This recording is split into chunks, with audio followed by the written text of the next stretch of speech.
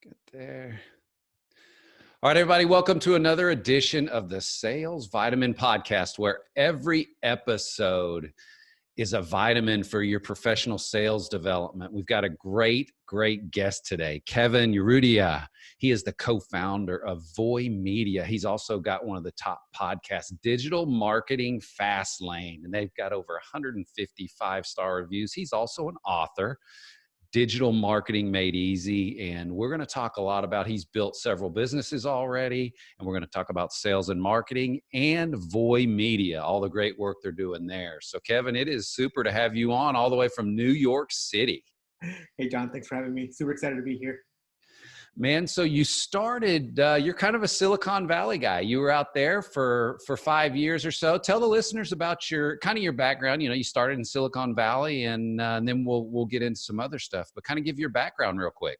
Yeah, so my background is, I do a lot of marketing and entrepreneurship, but really my background was in computer science and programming. So I've always wanted to do like something tech related, and I got into that because I think it was like, well, I'm 31 now. So this was like maybe 15, 16 years ago. I was playing a game. I was telling people, like, I was playing this 2D game called like Secrets of War. And I was like addicted to this game, like crazy addiction. Like I love playing this game. But then really what made me excited about this game was that like just the concept of like other people playing. I think I was like 15 or 16 at the time. I was like, whoa, that's crazy how like I'm playing with other people. And I didn't think about it at the time, but they had like a instant messenger thing built into the game. And I was like connecting with like people from like around the world. And I still remember this time, like my mom was like, stop talking to these people online. Like, what are you doing? Like, this is so weird and creepy. But I was like, in my mind, I was like, something here is really cool. I like this. And then at that time I emailed the developer. And this is the time where like people were using like pseudonyms for everything. So I don't know his real name. I just know his like username because like it's such a memory that I have. His username was like Hotcut. And I emailed him. I was like, hey, I really like this thing you're doing with the game. How'd you make it, right? Just like, how'd you make it? And he told me, he's like, oh, I use this thing called like Microsoft C# or .NET or something. And I was like, oh, okay, what is that? And then like I realized like a programming. And then that's when I was like, oh, I gotta like do this thing because like I really want to make games. And I'm guessing this is how you make games. And then I remember getting like a C++ book. One of those like for dummies books. Yeah. And that's when I started learning programming at like 16 or 17, just at home, downloading stuff and trying things. And then after a while, I was realizing that like, oh, like this C++ is kind of like back-end stuff. I really want to do more like front-end stuff, like kind of what people see, the visual of it. And then that's when I started going into HTML, CSS, JavaScript. And similar to before, I was like Googling stuff. And I remember seeing this website by this guy named Raji King. And it was called like Komodo Media or Komodo Studio. And I was like, whoa, like this is so beautifully designed. It's so beautifully made. And again, I was like, oh, let me email him. I want to see how he made it. And then he told me, hey, I just use HTML and CSS. And I still have those. It's crazy because I still have those old emails. And I'm like, whoa, like I was like the way I asked these questions, like so grammatically incorrect. And it was just like so crazy that these guys responded to me. And that sort of like just made me want to dig more into like this sort of like tech world of like people helping each other out. And that ultimately led me to like reading about TechCrunch, Hacker News, a Y Combinator. And I was like, oh, like everything's happening in Silicon Valley. I got to go there. But at the same time, this is like 17 or 18, right? So it's not like I can move. And I was like, okay, let me go to college. And so I went to college, upstate New York at Binghamton University. And there I started more computer science. But even then, by this time, I was already like really big into like, I wanted to do my own thing. And at this time, I was already working on like projects, like side startups, side businesses, just ideas. It wasn't like anything that like took off, but it was me like, oh, I want to make a Twitter clone. Oh, I want to make a little Facebook clone. I want to make like a Quora clone. Just kind of like the ideation of ideas. And that really was helpful for me. And then like maybe the last year of college, me, myself, and Wilson, we started a company called One Tiny Bit. It was our web development agency where we did iPhone apps and Ruby on Rails apps. And really here's kind of, it's funny because like I do a lot of sales now, but back then I remember like trying to get clients. And for me, it was just like, okay, like we just got to do something. I didn't read any marketing books or sales books. I was just like, okay, like let me go figure out where clients are. I was like, oh, Craigslist? Let me just post an ad on Craigslist and see. And I tell people all the time, like, yeah, I just went because I knew people were on Craigslist. And I remember just searching for like web development. I remember emailing them saying, hey, I'm a student at Binghamton University. Have an agency. Would love to help you in your project. So, and this worked. So I remember what I did. This was before Craigslist was like super crazy now. I just wrote a program that would scrape Craigslist and automatically email every single day and say like, hey, my name is Kevin. I would love to work on your project. Contact me back and we'll schedule a call. And that's how I got projects in college. And Wow. I remember me and Wilson remember like going to like the studio and like our professor is called Professor Head. I was like, hey, I need to rent a room because we have a client coming and I don't want him to come to my dorm room. So can I come into the computer lab and just use a room? And that's kind of like how we did our meetings. And I just tell people all the time, like, I just Googled how to do everything. Like, hey, what's a contract? Okay, how do you quote? How do you Yeah. do this? And just like, but the thing is, like, I just wanted to do it. And I wasn't like thinking about it. I was like, okay, client contact me. Okay, now I got to figure out what to do next, right? So that's kind of like, and then again, I went to Silicon Valley and because like we were still doing the web dev agency, but I was like, I don't know if this will take off because you kind of learn a lot while doing like your own agency the first time. Yeah. And then I went to Silicon Valley, worked at Mint.com, was there for Zarly.com. And again, but going back to kind of what I said earlier, like when I went to Silicon Valley, this was like the dream. Like everything I envisioned was there. It was what I expected, what I wanted. Like everybody was talking about tech. Everybody's talking about startups. I remember being in college and telling people I want to do a startup. People were like, why? Like just go work a job. And I was like, no, it's like not what I want to do. Like I get it, but like this isn't like what was like already in my mind. And then when I went to Silicon Valley, everybody was working on side projects at night. I remember hacking at night, hacking on weekends. Like everybody was doing it, and it felt like you're like the thing to do. So it's kind of like how I started in Silicon Valley, and then I moved back to New York to start my first company. It wasn't like my first company, but it was like my first one that took off. So I tell people like I'd done like 10 other things that just like no one has ever heard of because they just like didn't work. But then I started my cleaning company, which is Maid Sailors. And I started a cleaning company because after a certain while of like building things, I was kind of where I was telling to you, I just need to figure out like, how do I get traffic? How do I get customers? And then that's when I learned a little bit more about SEO. And I was like, oh, there's this thing called like keywords that like people are searching for things and there's demand. So let me just build something that has demand and then I can like maybe sell them the product or service they're looking for. And that's how I started the cleaning company. So, Wow. And that cleaning company, you still have that cleaning company and you grew that to over 3 million in 18 months. Yeah. So we basically with Maid Sailors, that's the cleaning company. We're in New York City now. We're in Chicago. We're in Boston. We're in New Jersey, and of course, we're in Brooklyn and up parts of like the city. And with that company too, really the strategy there was purely SEO. At the time, all I knew was SEO. I was like, how do I get free traffic? And I was looking at everything possible to find free traffic. Obviously, like Moz.com was the biggest resource there. So I remember like it's like an addiction where you just see a new article and you're just like, I gotta read it because I want to see if there's a little SEO trick in there that I can use to improve my ranking. And then it's like the crazy like mindset of just like I can't like you're just like constantly monitoring for new changes. You're constantly doing stuff with Google, seeing what's updating. I remember like looking at my SEO rankings like every hour.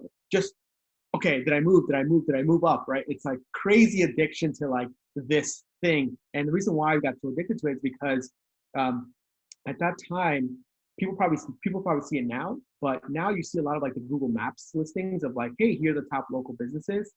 At that time, when I was first starting the cleaning company, that was very new. So we were able to get on there on top, and we saw like just a massive increase of traffic, and that led to getting a lot of phone calls because it was like Google just has like your phone number and people call it. And then we realized, oh wow, we actually need to have like a call center because we didn't want to do phone calls. I tell people, but the sheer volume made us have to make like a sort of like essentially like a sales team that's selling people cleaning services over the phone. And then we had to figure out what is the script, what is the process, and all this stuff is like, I have no clue like what to do. Let me go to Google, like what is a sales script? Why do you upsell people? And then that's sort of like, but yeah, now like I tell people all the time, like most of our bookings for at least the cleaning comes through phone calls. And we have a full team that just manages that because I guess for local services, especially I understand with like a cleaning company, you have someone in your home and you're kind of scared. So talking to somebody and sort of alleviating some of that pain and maybe sort of like kind of the scaredness, I guess, anxiety, I guess, is helpful, and it helps us convince it. And again, as people know, with sales calls, it's much easier to upsell them because you say, hey, did you have a deep cleaning? Oh, no, you have one? Oh, do you want a fridge cleaning? Okay, cool. Let's add that on. Right. Right? Yeah, it's like, Yeah. yeah. So, but that's a little, any question there. Yeah. Yeah, no, that's really a cool story. So you go to Silicon Valley, you come back, but you start the home cleaning business, and then you had another e-commerce company, but you call VOY Media the Swiss Army knife of Yeah. advertising. How important was, just take a step back, how important was learning to code and that basic foundation? How important was that to selling, to learning how to sell? I think it's, for me, I think it was important as in, it just showed me kind of like, at least I tell people all the time, it's more like programming and like building startup is more like problem solving techniques. I remember just coding and making stuff. And really for a program, you can be looking at your same line of code for an hour and not know what's wrong. And then just like that, but having that mindset of there's just a small tweak in here that I need to change that's going to make things better. And that mindset has always kind of been with me. Like I look at a problem, I look at a sales call, okay, why didn't this person close? I'm like, okay, like let me go listen to that call again and see what could I have said differently. And that's similar to programming where I was like coding and I was just like, why isn't this program running? And you're just like thinking about it for like hours and you're like, oh, whoa, I spelled that word wrong. Like Jesus Christ. Like, Yeah. and then like, you're just like, but then like that sort of problem solving mindset, it stays with you. And it's like kind of like how I always like tell people, like I just like think about programming, it's just kind of like problem solving it. But I think it's so important for me because it just showed me, at least for VOY Media, the way I think about marketing now, it's like I think it's getting very technical with the way marketing is going right now. So having this sort of programming and tech background really helps to understand like all these new technical implementations of things. And obviously I'm not like in there coding it, but I understand like conceptually how they work and how they're thinking about it. Similar to, I tell people all the time, like Amazon, we don't do Amazon ads, but I know Amazon ads is a big thing that people are doing now.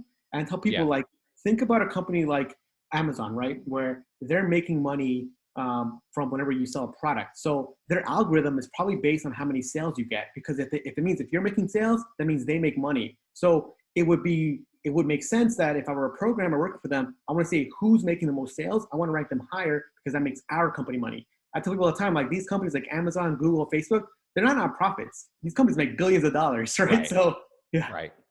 So it's like that mindset of like, if I were working at that company, what is important for them? Like I tell people all the time, like that for them, it's you need to have like a good ad creative, because if you're spending more money, that means they're making more money. Like Facebook last year, made $8 billion in profit. So all they cared about money. They're not like just charities that just like, oh, like let me just put the best thing out there. That they say that, of course. But if you look at their financials, it's like, no, like the engineers have some sort of mindset of how to make money for the company. Yeah. So I guess as an owner or a founder like yourself, what's that point where you say, okay, I can either outsource that coding piece of it and that type of work versus doing it internally myself? Where Yeah. did you draw that line and say, okay, I'm going to do it myself, or no, I'm going to outsource that? Yeah, for like any code. So basically now coding stuff, I don't do any of the coding stuff anymore, just Right. because for me, I focus more on like just growing the company, but Right. I have like a coding team here. And really it comes to so basically I tell people all the time, like I know coding, I love coding, but I knew at like, when I was like working at Zarly, for example, I was working with really smart engineers and I was like, at least from like, it's like self kind of like introspective. I was like, whoa, like I'll never be the best coder because I'm working with some guys. I'm just like, wow, like the way they get it Yeah. is beyond what I get. And it's just like crazy because I have my roommate, he works at Dropbox now. And like, he was like, when he would do things, I was like, whoa, like you're on another level, dude. And Yeah. like, yeah, it's like, so then for me, I'm like, okay, I need to figure out like, maybe I should go back to this entrepreneurship thing that I wanted to do back then, right? Yeah. So that's how I tell people, like, I can go coding, but I'm not like this great and like perfect expert like some people that I know. And so Yeah. I think for me, it was realizing that and saying, okay, I can at least conceptually think about the things and know how they work, but let me go find these people that maybe don't want to do businesses, but they want to be really good at their craft, at being the best engineer. And there's a lot of people like that. So Yeah. that's the way I thought about it. So you come back and you start VOY Media, and man, you've got a lot of big time clients. I mean, you've got some several clients that have been featured on Shark Tank and Lacoste, the Yeah. alligator. Yeah, Yeah. Yeah. I grew up wearing that. And where did you get that idea? When did you say, okay, I want to be a media company, and I want to get into that piece of it?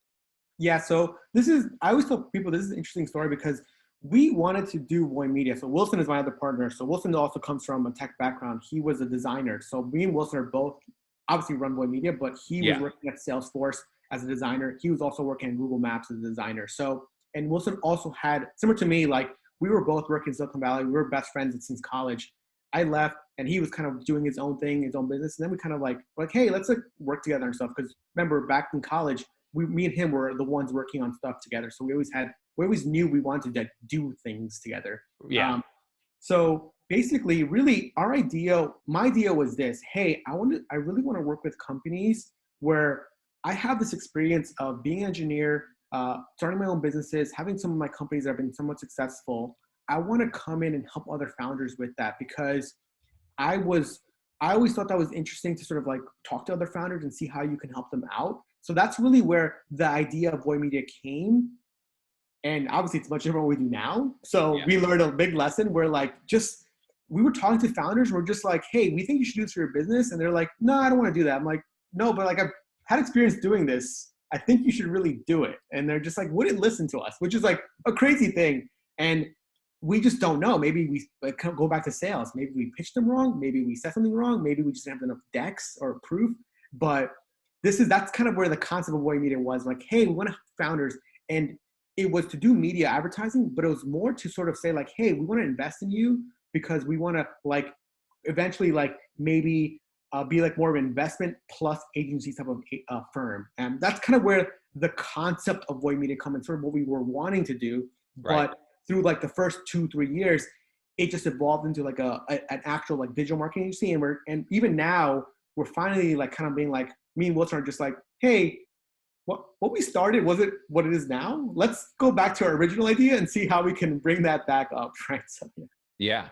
yeah. So Did you kind of have the company broken up into like 4 different areas? I saw you've got advertising, creative, growth, marketing, and ventures. Where do you spend most of your time, or what's an ideal customer for VOY? I mean, who's that sweet spot customer where you can say, boy, we would be a good fit for them?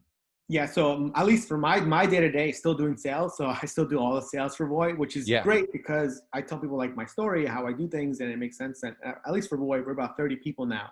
Okay. But really kind of um, the ideal customer for us, really there's 2 people that we like to do. We do a lot of e-commerce companies because that's sort of my background is e-commerce. Okay. And really, when we say e-commerce, I mean someone that's probably been selling for at least a year or 2 years plus. We call like product market fit. So that's where we think about it as a business base where they've sold and we know that their product actually sells. We used to do brand new businesses when we first started out, but obviously you probably know like people don't know. We don't know if their product's going to sell. They don't know how much they want to spend in advertising. They don't know any of these metrics. And then after like 2-3 months, they're just like, yeah, I don't have any money. I'm going to quit. And we're like, okay, like that was a ton of resources we just put in, but like, okay. So now we're looking for businesses that have sold and are looking for someone to come in to help them with purely creatives and media buying wise. Ideally have been in business for 1 year plus, or we like to work with founders that maybe this is their second or third company because they understand marketing. They understand that you need to spend money to sort of see if there's a market. Usually brand new founders that first started their first company out of like thin air, they're just like, whoa, like I'm spending $10 a day. Like I'm like, why are you guys spending so much money? I'm like, okay, like this is not like our ideal client, right? You probably know that. It's like they freak out over $5. I'm like, you spent $5 on Starbucks. You didn't think about it. Yeah. So yeah, like we try to like not do those type of clients anymore because it's just a different service that we don't provide. And there's other agencies or freelancers that help you. And I tell people all the time, like even now, like people look at us like, I want you guys to help me. I'm like, I would love to, but I just know that emotionally you're not there yet. Yeah.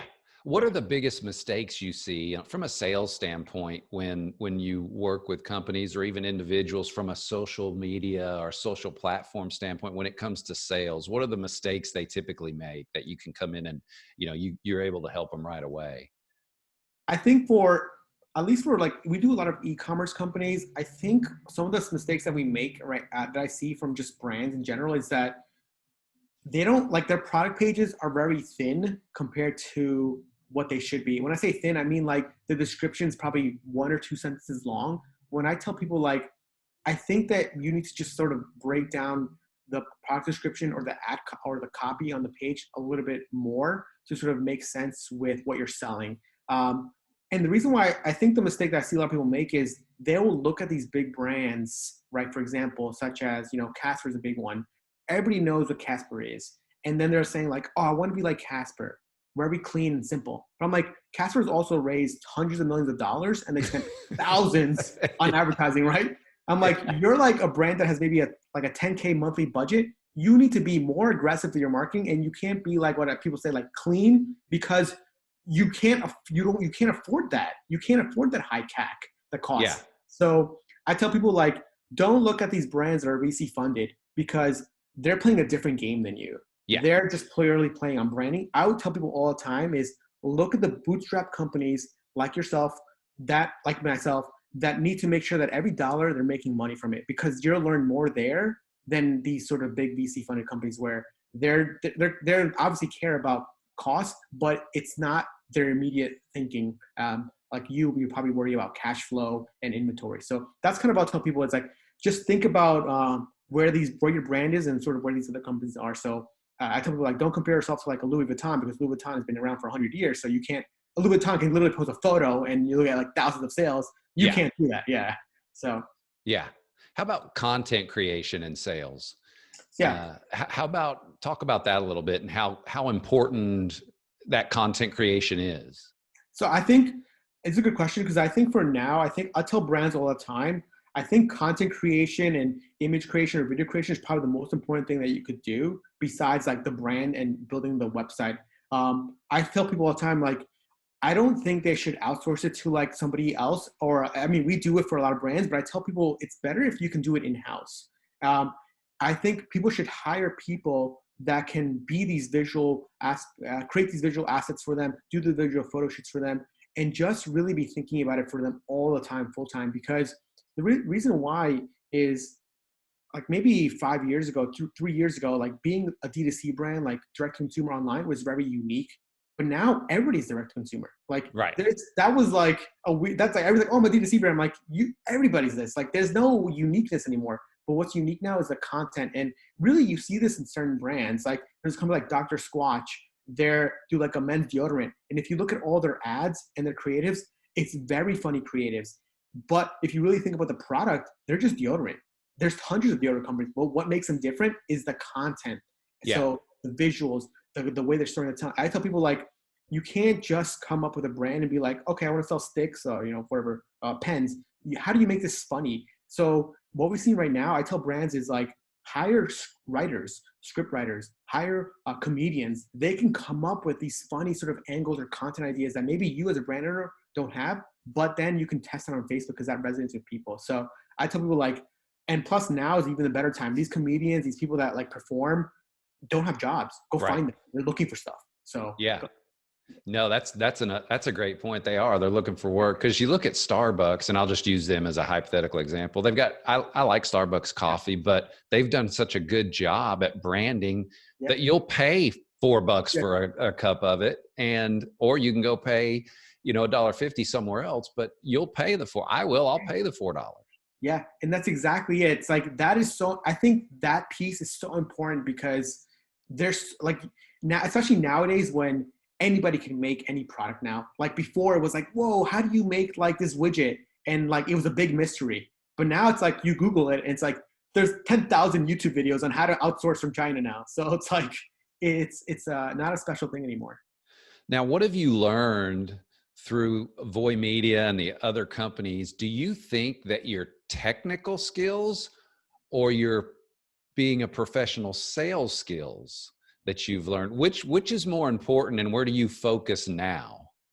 I think for me, I mostly focus right now on my sales skills, because that's, at least for VOY Media, that's what helps us get brand new clients, help me sort of attract new people. Yeah. And really for sales, I've taken tons of courses now, read tons of books, because I just really want to get better at it. And of course, the technical background helps just in sort of like understanding things. Yeah. But I think, at least for now, in this moment, like, you know, the last year or two, it's been my sales skills. And I really have tried to get better at that. At least for me, like I said, my background is programming. I was always really scared to talk to people. So what I did was I had a speech coach for over a year. I did improv comedy classes for a year. And I Wow. also did public speaking classes. So I really Yeah. tried to get better at it, because it's like anything. I knew that this would be so important for my business that I wanted to do something to improve myself. Yeah, that's pretty powerful stuff, going to that length to get better. What's been your biggest aha moment from a sales standpoint, where you were like, man, I just didn't get that before, but now I get it? I think the biggest aha moment for me was just asking for the sale at the end. Like, once you do your pitch, it's like, hey, do you want to like do it? It's like, okay, let's go. And it's like, Yeah. before I was just kind of like, oh, this is sound like, hey, this is my pitch, blah, blah, blah. It's like, you kind of just like trail it. Like, you don't really end it. And I was like, but the biggest thing my friend told me, his name is Jason. He's like, you do a good job, but at the end, it's kind of like, okay, so what's next? It's like, you kind of just like follow up. And he said, like, at the end, just say, hey, do you want to give it a shot? And like, he's like, just say that. Do you want to give it a shot? And I was like, okay. And it's like, okay, let's get started. Do you want to MasterCard or Visa? It's like, Yeah. Yeah. That's probably like, I remember the first time I said it, I was like, wow, it sounds so weird. But now it's like, I was like, anything. It's like, yeah. It's like, okay, cool. Let's go. Send me the contract. I'm like, all right, cool. And now it's like, okay, let's go going, right? Because you do a pitch for an hour and a half. And it's like, he's like, Kevin, like, you're doing great. And it's like, obviously it's like little tweaks in there. Like, obviously like setting an agenda is super important, all this little stuff. But like, I think that asking for the close at the end is really good. And that's really helped me. And it gives the client, it lets the client or a prospect know that I'm also ready to get started with them. Yeah. And it sounds like you've really humanized the process. And that's probably the classes, the comedian classes, the public speaking, that's helped you to humanize the way you sell. Yeah. And I tell people all the time too, it's kind of like, obviously like you probably too, like we have like a script that we like no general questions, but it's always about, I always tell people like, you have like, I'm actually taking like, I need to take acting classes because I need to get better at it. But it's kind of like acting. My friend Jason told me, he's like, think about the movies you like. Everything in a movie is scripted. These guys aren't doing it out of the top of their head, but it looks natural, right? He's like, and I was like, he's like, so that's how a sales call is. It's like acting. It sounds natural because you're practicing it. He's like, it's like a movie. I'm like, oh yeah, I never thought about it. He's like, yeah, like why do people love movies? Because it looks real, but a director somewhere wrote every single line that you probably read or saw. So I was like, oh yeah, it makes sense. What's the best sales channel from a digital standpoint that you've seen over your career so far, that if you were to, when you're working with someone, I know that it depends on the product and what you're selling, but if you were to say, hey, you need to go all in on this channel and really you can dabble in the other ones, but what's your philosophy and thought process when you're working with companies on the different channels they need to use? Yeah. So my favorite channel all time, I tell people all the time, is SEO. I love search engine optimization. That is the number one thing. You have hot prospects looking to buy your product, looking for your service. You don't need to spend like an hour convincing them that they want this thing. So I think SEO is probably the most important thing you've done. It's really how I built all my businesses. At least for the Made company, it's like purely SEO driven. We don't even focus on any other channel because we know that someone's looking for cleaning in their city. We show up, they're going to call us. And we know that they're going to go. Same thing with our outdoor gear company, Montem. People look for trekking poles.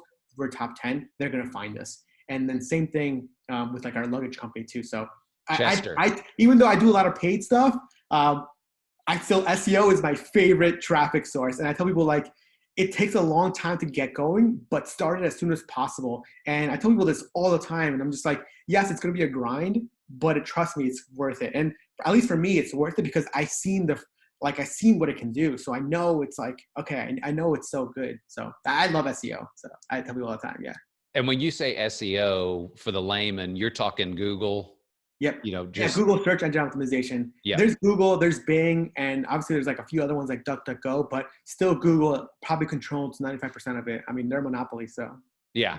And so you're you're saying that channel, gearing your website or gearing your product, everything, so that when someone looks for that topic, you're gonna be where they're in the front. Exactly. And even like even just thinking about basic SEO, because you can just think about, I always tell people, like, when you think about SEO, I would say think about everything that you've done that kind of encompasses SEO, right? So I tell people all the time, like, think about it for, you have a service or business, like, I don't know, let's say, for example, going to food here in New York City, right? You can get pizza. What do people search for? People look for the best pizza place in New York City. No one wants to go for a random pizza place. So how do you solve for these terms? Like, people look up pizza place reviews in Brooklyn, pizza place reviews in New York City, like all these sort of like conceptual keywords that people are looking for.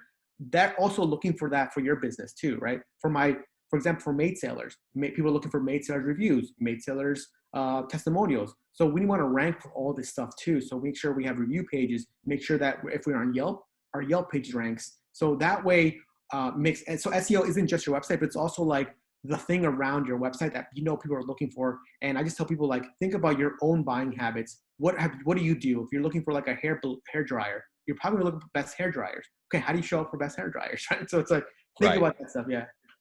Yeah, that's amazing. Let's talk. You have a remote team for the most part, I would think. You not necessarily a physical office, or you may have, but what's been your challenge, or what are some of the things from leading a sales team remotely like you're doing? What have you found? What have you found in that process over the last several months?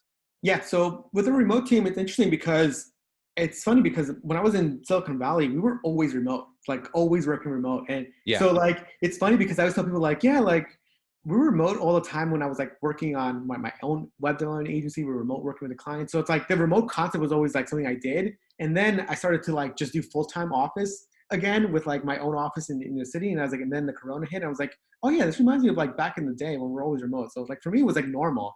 But for some people in the team, they're like, oh my God, I can't do this. And I understand it. It's like you want to be in the office. But I guess some of the biggest points that I've learned through remote offices, just having like a clear place to like jot down ideas, jot down things for people, or sort of like tasks. I think that's probably the biggest thing that we've tried to get better at right now. And at least for us, at least for VOY, we try to have a time where everybody can be on at the same time, even if it's like 1 or 2 hours, to have some sort of team calls or just team meetings. But again, it's more about setting like the etiquette of using Slack. Like, hey, like it's like we have a sheet that says like, hey, here's every time schedule when you're absolutely working and when you're kind of working. I think that's important. And it's like that way you send somebody a message in, like, let's say we have a lot of people in Slovenia, like you know that you're not going to get an answer right now. It's like, okay, it's fine. Yeah. Like, they're not working. If they answer, it's fine. But like, it's really trying to figure out like, and of course, like, you probably know, like nothing's like super urgent. Like, oh my God, I gotta get, yeah. It's like, yeah, it's like people get, I know that feeling where like you think everything's super urgent, but then like, I've been doing this for so long. I'm like, okay, like I can wait an hour or two, right? Like, Yeah. yeah. So, What other but it's just like, just knowing that type of stuff, I think. So, Yeah. So you yeah. mentioned Slack, which, they're obviously, that's a great internal tool. What other tools do you use? Any technology tools that you're using from a remote standpoint that you think helps your team? Okay. Definitely Asana. Asana is probably the number one thing that we use. We have a lot of workers that we just live on there. On what's it called? Asana. Okay. Yeah, Asana. That's where everything lives, like projects, tasks, due dates, everything there. Especially like, at least for me, when I'm doing sales calls, I'll do like audits, and then in the Asana board, I'll put in the client that we just pitched, and then my remote employee will then go and do the audit, and then he'll let me know when it's completed. So then I know, okay, great, this is done, and he'll like pin the link. That way, when I pitch it, I can just find it and go. Is that like a Google Drive? I mean, almost. Exactly. Yep. Okay. Exactly. Yeah. So Asana is really important for us. Obviously, email is a big one, but also we kind of like for sales, we use HubSpot a lot where people can track stuff. Yeah. And of course, Zoom is probably the biggest investment we made. And even now Google Drive as well, and Dropbox. So all these like tech things, yeah, that help us with like trainings and modules and hosting the phone calls when people want to pitch them or re-listen to them. So yeah. And of course, just like Slack channels and groups there. How important is it for you as the founder, but now that you're really starting to excel at the sales part of the game, working really close with your clients, because now you're probably having to do a lot of things virtually with your clients as well. How important is that relationship to just be really tight there? Yeah, I think working with the clients is so important, especially at least for me. It's interesting because when I pitch them, a lot of clients want me to work with them hands on, like one on one. And I tell them, yes, I can do that, but I can't do it like every single week with you. And I try to tell them, like, you're going to get a strategist on my account that's going to work with you. But if you want to talk to me and schedule time with me, we can do that. But we're going to have like client wide one weekly meetings where you can come into like a Zoom meeting and ask me stuff, because as we've scaled, like I tell people, like, I just can't be on your account looking at everything you're doing. I can give like ideas and strategy, but as we're growing, it's everybody wants to talk to me. I'm like, you can, but like now I'm thinking with my sales people, I'm like, maybe you should charge another price for that. I'm like, oh, maybe that's a good idea. Like one-on-one time, right? I just can't be on every single account at the moment. Yeah. It's Now your book, Digital Marketing Made Easy. yeah. How old is the book? Or when did that come out? Is that a fairly recent book? Yeah, it came out about June or July, very recently. Yeah. Okay, so it's a new book, and Oh, yeah.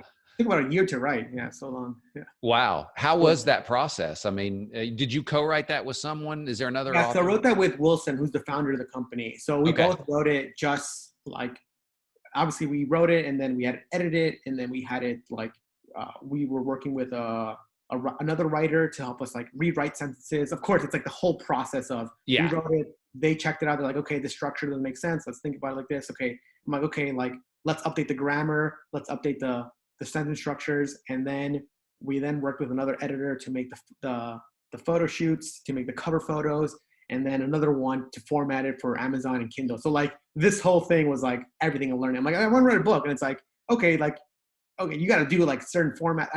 I remember, so I remember putting it to Amazon from the Word document, and I was like, okay, let me publish it, and I published it. I didn't realize that once you publish, you're like kind of stuck with that size. So the size that I published was a textbook size. oh It was man, like a actual textbook, and I got the copy from Amazon, and I was like, "Whoa, this is massive!" And yeah, I didn't realize that you need to reformat it to like a 9 by 16, like yeah, a smaller book. And then I was just like, "Oh, that makes sense." So then I had to like delist it and then tell my ebook editor, I'm like, "Hey, we need this size," and she's like, "Okay, like we got to reformat every image now." I'm like, "Oh, okay, fine." And then that took another week, and then now I have like the small book, which is the one that makes sense, like people can put in their pocketbook or even like their yeah. backpack. Before it was like literally a textbook. It's so funny because I'm looking at my monitors, and underneath are my two copies, because I'm just like, oh, these are great stands for my monitors. Yeah. Wow. So it's like anything. It's like a learning process. It's like, okay, like, oh, we made a mistake. Okay, whatever. We lost like maybe some money because we paid for that game, but like now it's like now I know for sure never to make the mistake again. So Yeah. yeah, No, it's like absolutely. yeah. So yeah. All right, I've got one more question for you, but before we do that last question, tell all the listeners where they can get a hold of you, VOY Media. What's the best place to contact you if they want to talk about, the digital marketing, the advertising, to get a hold of VOY Media or to get a hold of Kevin? Yeah, so you can just go to voymedia.com. That's voymedia.com. Or I love using Twitter. It's probably my platform that I use all the time. So twitter.com/Danest, Danest. I've been using that for so long, and that's really kind of how I got into like all this stuff and just being addicted to Twitter. So yeah. Okay. So all you listeners, voymedia.com, or go see him on Twitter. Make sure that you get to Amazon and buy the book. Can they get your book on the website as well? Or is it Amazon or? It's just Amazon only at the moment, but if people email me, Kevin@VoyMedia, just let me know and I can just give you like a PDF copy. So it's not a problem. Okay. Okay, cool. So the last question I ask everybody this is, you've got one sales vitamin today to give the listeners. And that could be in your expertise area or somewhere else from a sales standpoint, but what's one sales vitamin or one vitamin you want to leave everybody with? I think for me, one of the biggest things is having like great sort of sales script planned out for all the calls that you do with questions that you want answered. And when I say that, I think it's super important because even when I do calls and I like as you do more sales calls, you kind of know what to say next, but sometimes you just forget. So having a script there will really just keep you aligned. And I read this in like what's that book by Jordan Belfort, like The Wolf of Wall Street, or whatever, that guy. Yeah. It's like sometimes clients go to like Pluto, and it's like you got to bring them back down to earth. And I'm like, oh, that makes sense, because I remember having some calls that are just like, whoa, we're talking about like nothing related to sales at all. And so then you got to like, just be like, okay, let me just ask you the next question. And then let's go back to where we're talking about, which is the pitch of our services or thing that you're doing. So I always tell people like, have a call. You don't need to like read it word for word, but it's important to just have it there when you're like talking to somebody, so you can like see, okay, this is what's next. I haven't gotten that answered yet, because it's very easy to like just forget. And if you look at it, it's like, oh, I don't forget. But that's sort of like my vitamin for the day. No, that's great stuff. So to make sure that you kind of pre-plan for that call, and Yeah. whether you call it a script or an outline or just Yeah. something that's going to add value when you're talking to them.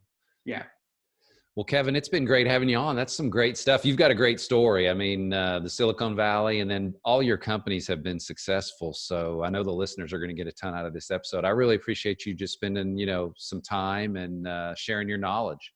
Thanks, John. Thanks for having me. Super excited to be here. Thank you. Awesome.